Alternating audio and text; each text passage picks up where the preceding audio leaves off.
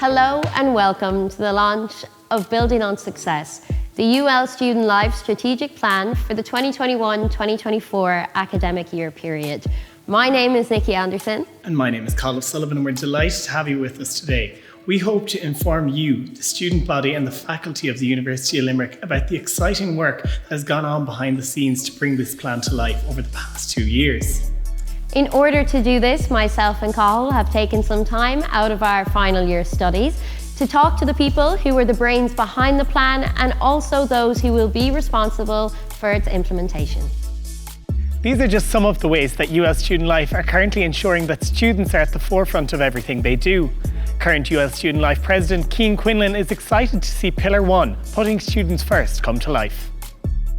So I was introduced to Building on Success, our strategic plan, back in June 2020 during my handover period. And over the last number of months, there's been lots of different goals we've tried to tick off and different developments in the plan that we could, I suppose, bring to the table and have finalised before we actually went to launch it this summer. So with putting students first, obviously that is the primary goal of UL Student Life. There's a lot we want to do, and this year that was very, very important for us in UL Student Life because, you know, we had to move to the virtual environment and students needed to be put first in this real difficult time, you know. So I suppose in terms of the representation office, they already made like fantastic strides in the right direction in terms of our plan and our goals, with facilitating an online environment for us to meet with the student council, the student executive, to hold our class rep forums, to hold our general meetings. And that really, really worked well. And that is something that we look forward to doing further into the future. As well, in terms of, you know, our overall representation and putting students first. This has been the first academic year where we've had the Vice President for Communities, Chelsea, as a member of the student officer team. So again, that's broadening the scope of representation that the student officer team has. It's, you know, including so many more students, giving them a direct representative for all of our students that come from minority groups, all of our students that come from multiple diverse backgrounds. So again, it's, I suppose, encompassing all of that and advancing the student representation that we have and putting our students first. Again, with our first pillar of the strategic plan, we have advocacy, and that is something that's been extremely important again throughout the 2020-2021 academic year. We needed to make sure that all of our students were having the best possible experience they could have while studying virtually. And that resulted in gathering feedback from class reps, both in semester 1 and semester 2, along with the help of the assistant deans from all of our faculties here in UL, and providing that information and all of that feedback directly to academic monitoring and planning groups so they can make sure that online education is as best as possible. And again, by doing all of this, we aim to cover the goals of the strategic plan. UL Student Life President 2019-2020, Jack Scanlon, told us how he found working on the plan Building on Success. I was absolutely delighted to be involved in the creation of UL Student Life's second strategic plan, Building on Success. And I think I really enjoyed the process because it really was about building on success. The first strategic plan was taking giant leaps, and I think that in the assessment of that plan, it was really clear that giant leaps had been taken, and it gave us a great confidence to actually develop this second strategic plan, knowing that what was set out 4 years ago in 2016 in the original strategic plan actually did come through and actually improvements were made. So I suppose I was quite encouraged and I was really buoyed on by the success of the previous strategic plan, as it kind of gave me the confidence that this wasn't just going to be a document that was going to live on the shelf. It was going to be a living, breathing document that was going to transform and change the organisation over the next 4 years. Just another of the many ways UL Student Life aim to put students first is by continuing to grow and develop the number of supports for elected student representatives. Oh, there's so many things that I'm excited about, and I think it's really actually seeing that vision come into life and using different platforms to really have the student voice heard and seen. And I think that we have learned so much in the last year with our online and our offline kind of blended approach to the democratic process, that I'm really, really excited about building on that. My office, the Leadership and Representation Office, are like the back office support for the sabbatical officers and the class reps and student council.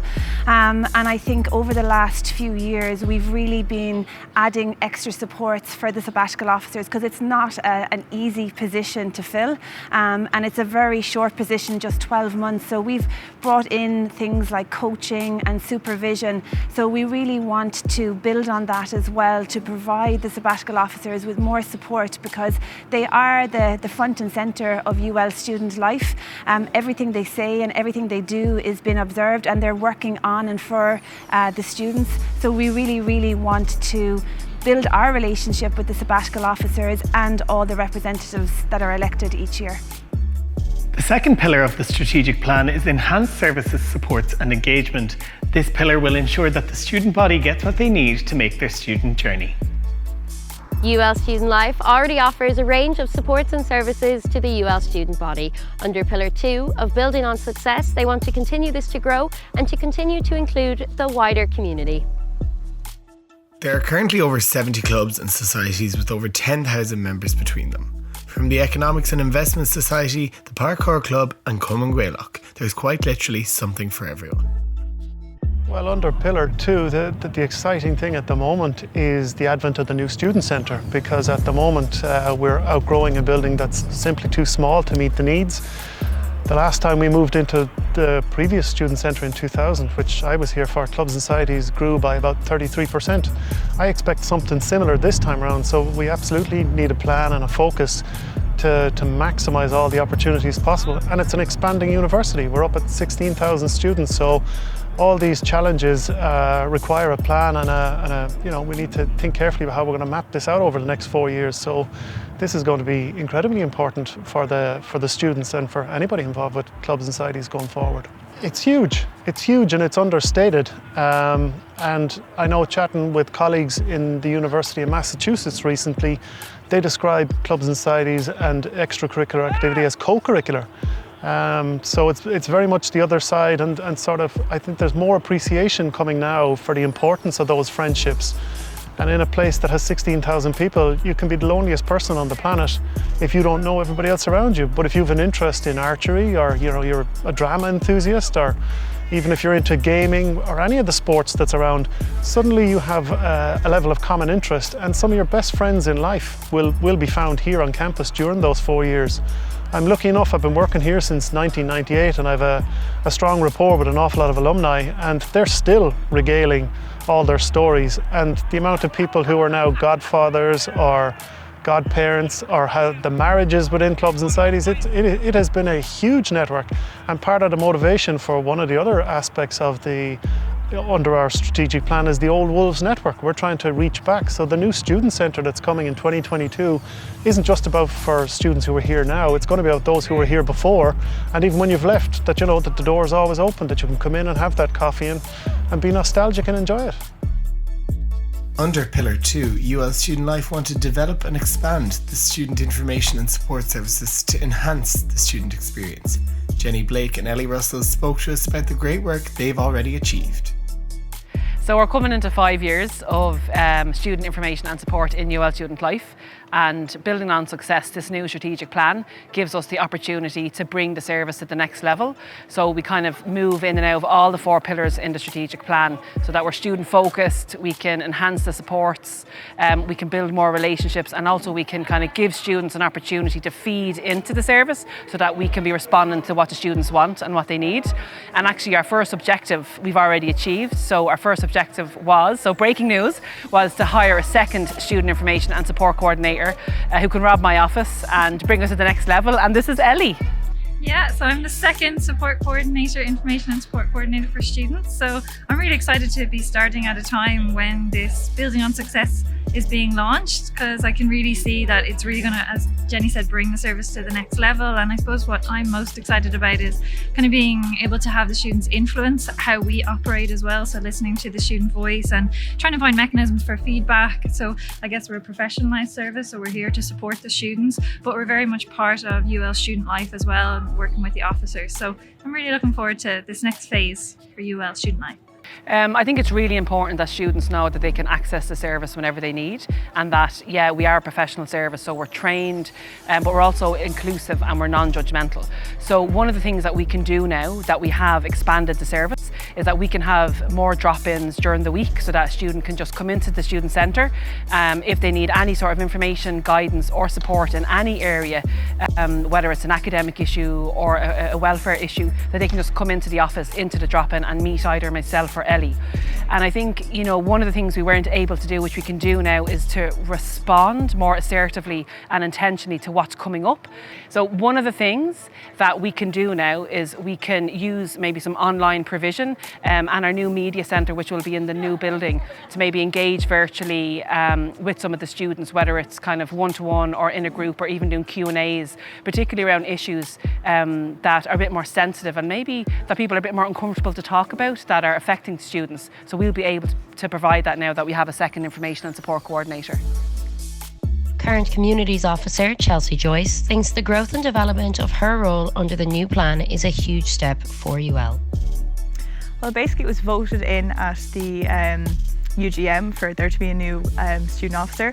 So this role was a communities officer, and basically what I do is I represent the underrepresented. So I'm a voice for the minority groups. I'm a voice for all students, but in particular a voice for the minority students. So I've had such fun this week kind of creating new ideas, fresh campaigns and stuff that really looks at targeting the minority groups, how I can support them more. So minority groups such as disability students, international students, mature students, LGBTQ+ students, and the student parents and sanctuary students as well. You can always look for more groups that need support. For example, the travelling community, there's loads of minority groups on campus that do need this extra support, and you need a representative to support them. So I've had such an amazing experience kind of looking at ways to do this, and I've met some amazing people, and to do with the strategic plan, it really looks at supporting the underdogs and how can we do this, and how can we do this going forward. We need to be more creative, more fresh ideas. So yeah, it's been amazing, and to do with the strategic plan, it really just looks at supporting all students, but looking deeper and looking at the students who can't voice for themselves or need a bit of extra support. As UL continues to grow and the UL student body continues to diversify, UL Student Life must reinforce its relations with partners, supporters and the communities they work with. The third pillar of the strategy, building relationships, aims to work on existing ones while also creating new ones, all with the growth of the organisation in mind. Since the formation of UL Student Life, existing relationships with charities and other student unions have helped the organisation to reach new heights, all while continuing to represent students. UL Student Life aims to help build on the relationship it already has with the University of Limerick and its staff. This will help further the growth of the organisation and play a huge role in the future of it. UL's interim president, Kirsten May, told us what she hopes the next 4 years will entail. Your strategic plan building on success really displays the maturity of the student union. I think you show a great balance between supporting students in their journey through the university, as well as promoting the advocacy piece for the students as part of their experience on campus, but also as part of the university organism. UL Student Life and the university have a very strong relationship, and I think COVID-19 has particularly shown that we have worked together on all aspects, on the academic provision, on discussions about how we best graduate the students under public health considerations, how we deal with our neighborhoods jointly, and how we make the best of the student experience under these new conditions. UL Student Life has worked very hard to grow student representation, to have students on course boards, on faculty boards. And I think that is really crucial that we continue to work together to strengthen that aspect and to shift from student representation more to student co-creation in order to strengthen the student-centered learning experience at UL. The best way is that we continue to work in a dialogic and collaborative way, that we discuss the issues as these happen, that we try and identify the best ways forward so that we can really maximize our support offered for the students in all the aspects, both curricular, co-curricular and extracurricular. Padder Collins, current welfare officer, and Alison Fitzgerald, current academic officer, hope to see the relationship with students strengthened over the next 4 years, and the academic and welfare teams they established kept going strong. So it's very important for the welfare position to continue to grow and evolve, and a big part of my role is campaigns, and it's very important to do a campaign on what's coming up for the students, and there's no point in doing a random one based on my own interests. And that was a big rationale behind setting up the welfare team. They came up with about 70 or 80% of the campaigns we did this year, and I took most of the credit, unfortunately, but it was all their work. So I had 15 to 20 students helping out with campaigns, coming up with content, coming up with different ways to engage students. And like one big campaign we did this year was around body image and image-based sexual assault, and they're all the welfare team's ideas, so it's so important to address what's coming up for the students. Oh, well, to be honest, it was absolutely fantastic, because at the start, I don't think you realise how much of an impact they can have on your job, and how much feedback they can give in order for you to do better and to do more for the students. So I suppose stemming from the class reps and kind of from Patter's welfare team, I created the Academic Advocates, which is an academic team of 20 students from each faculty in every year, and basically we meet weekly and they just kind of give me some feedback, and it's just a bit of extra support for the academic person, particularly this year with the online learning. You're getting inundated with queries. So I suppose just going forward, for my role in particular, is to realise how much of a benefit it is that student representation is to the role and to all our roles. And yeah, I suppose just to keep the momentum going, and luckily enough the incoming academic officer was part of my academic advocate team, so I'm very confident she's going to continue it forward and really use the reps to the best of her ability. The fourth pillar of the plan is develop the organisation. UL Student Life will focus on processes and structures in this pillar to ensure a long-term and stable organisation. UL Student Life aims to allow for staff and student officers to reach their full potential during their time here. Along with the new financial strategies being developed, UL Student Life hopes to be able to support students in every aspect of life, including employment and acquiring new skills. One of the most exciting things that will happen in the next 4 years is the opening of the new Student Centre. Curtin Student President Cian Quinlan gave us an insight into what this will mean for the UL community and gave us a sneak preview of what it will look like inside. So obviously the Student Centre is one of the biggest parts of the new strategic plan, and all going well, we hope to have the new Student Centre open in September 2022. So that's a real interesting project at the moment. We're currently undergoing the tender process for that project. But as that all unravels over the next year, there will be so much in the Student Centre for students. They hope to have a coffee dock, a creative coffee dock designed by the owner of the old barracks in Birdhill, County Tipperary. And that will be, I suppose, a student centre hub for all lovers of coffee or just caffeine if you need your fix. That will also provide a couple of job opportunities for students, both part-time and some people full-time as well in the area, which is really, really good. I suppose in terms of other opportunities the Student Centre will bring, it will bring more part-time job opportunities for students who wish to work within the reception area, in the UL Student Life merchandise store. With that as well, all students who would be working part-time in the coffee dock would receive brand new barista training, which is pretty cool. And yeah, there's just so much there as well in terms of our clubs and societies. There will be a whole new media hub for students who want to record podcasts for ULFM using their radio shows and everything like that. And then multi-purpose meeting rooms, study hubs, a new games room. There's so much in the Student Centre. Really look forward to that opening up. Yeah, I think it's really important to have a brand new place for students. I suppose with any new buildings, they tend to become like the landmark building of the campus. So to have such a brand new and creative building there specifically for students and enhancing the student experience as the student population grows and our organisation grows is really important. Incoming UL Student Life President Cillian O'Donoghue is excited about the prospects the new Student Centre will bring. So yeah, with the strategic plan in mind, we're hoping to foster a culture of collaboration between UL and the student reps.